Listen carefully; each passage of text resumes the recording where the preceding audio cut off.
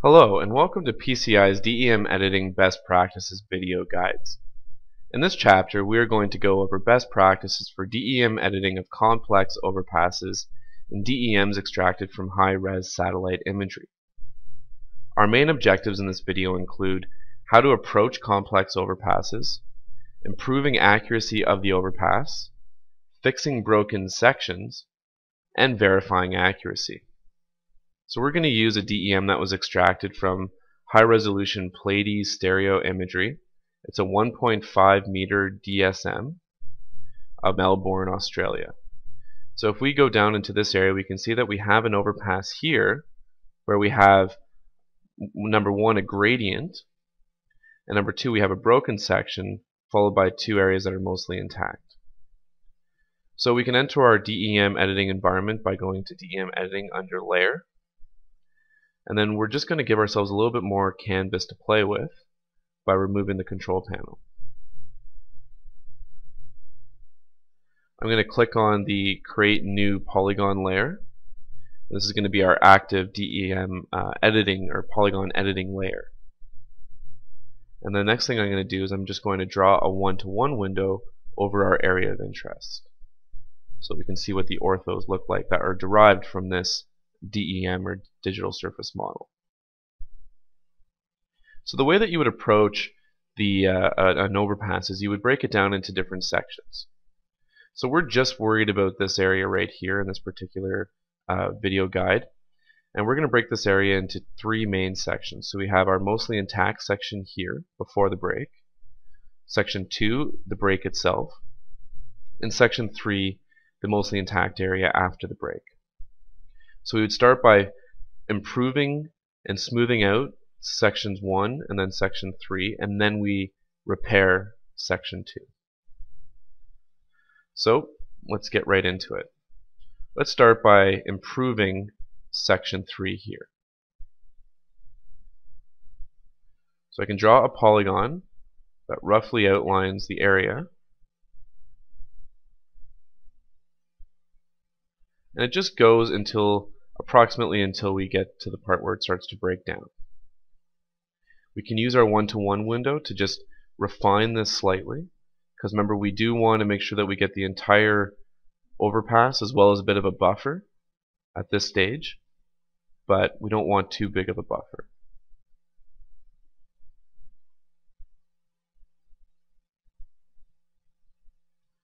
Okay, so we're happy with that.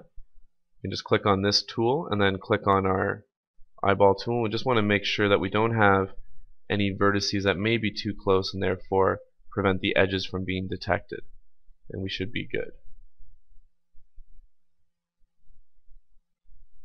Okay, so now that we have that, we can then go to our road median filter. We're going to increase the size to 25 pixels, and we're going to click apply.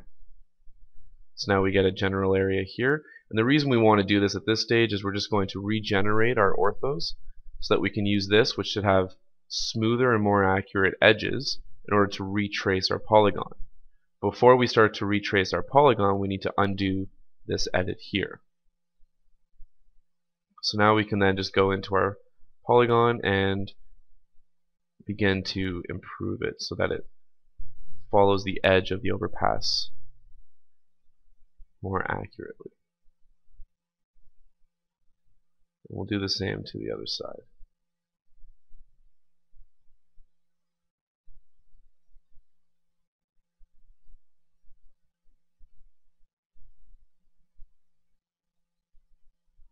So now that we have our outline and we're pretty happy with it, we can then once again do a road median filter, and we're just going to use a smaller filter here because, as we know, it is pretty accurate as it is. We're just going to go apply. At this point, we can now just regenerate the orthos and take a look at the accuracy.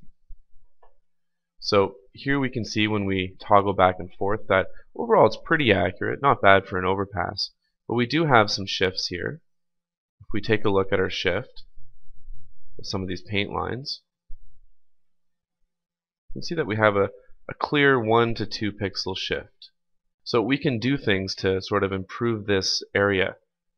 So we can go add to elevation, and we can add and take away elevation. So for example, if we wish to add say a meter, we can do that. We can go apply. It's going to add a meter to the bridge, to the entire bridge. And then we can regenerate this, and we can see, did we make it at all any more stable? You can see definitely as we go down here, it's quite a bit more stable. And then what we can do at this point, I'm just going to stop it. So I mean, you can continue to play with these values, and you can even create subsections to just improve the elevation of certain subsections. And then there's blending options, so it blends in nicely with the surrounding areas.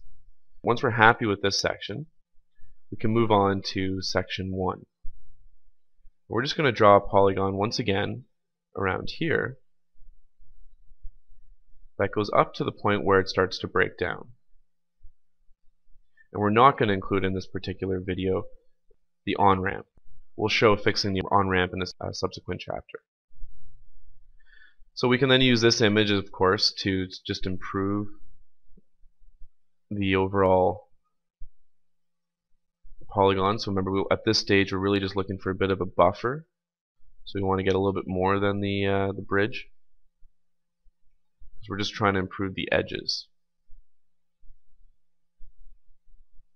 We got maybe a little too much here. Okay, so this should be good. So we can now then once again go back to our road median filter. We're going to just do the same process that we did with the last section. So we're going to change the size to 25 and go apply. We're going to regenerate our ortho. Now we get better edges to follow. We're going to undo the change, and then we're going to adjust with the reshape tool.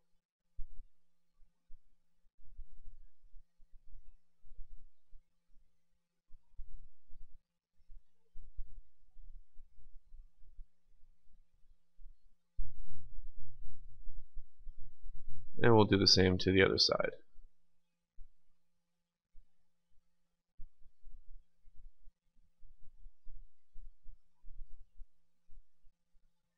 I'm just going to go up here. So we're not including the on-ramp, remember.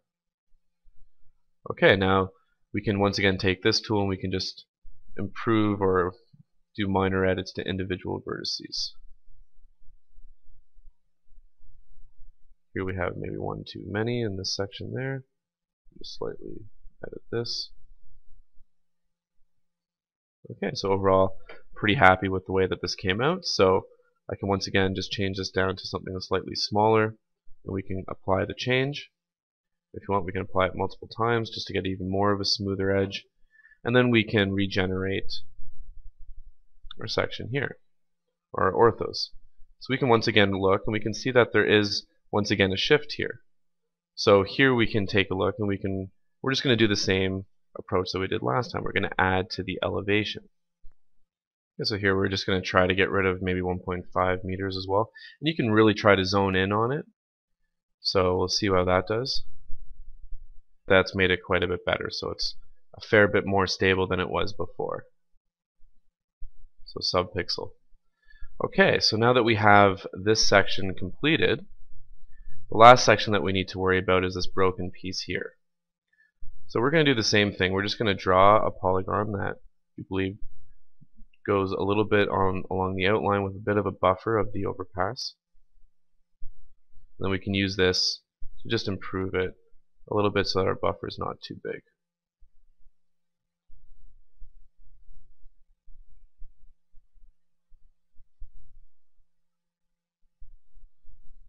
Okay.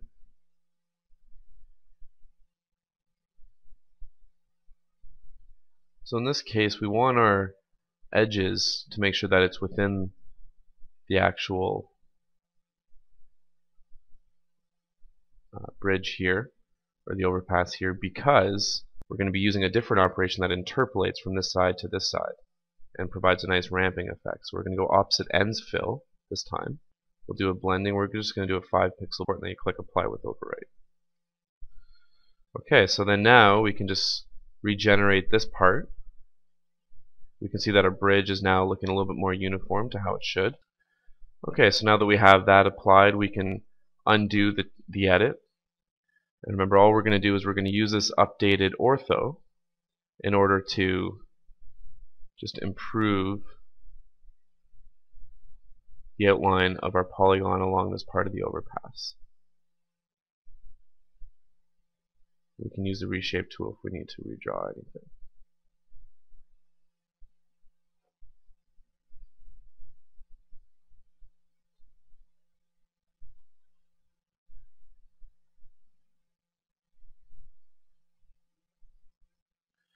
Okay, we'll choose this tool and we'll just make sure that our edges are good, or our corners rather. If we need to make any tweaks to our edges, that's fine. So we can do that here. So we now have a better outline of the overpass here, and then we can choose once again the opposite ends fill, or the opposite ends fill. We're just going to click apply with overwrite, and we're setting a bit of a blend as well. So at this point we can then regenerate our ortho, and we can see what the accuracy looks like. So we can see overall it's quite good. Now there is things we can do to improve this further. We can see that once again there is a little bit of a movement, so we can do the same thing where we can try to increase or decrease the accuracy using that method, the method I showed you earlier. But this is the general approach that you'd want to take for fixing an overpass. So you can see we've now fixed this part of the overpass.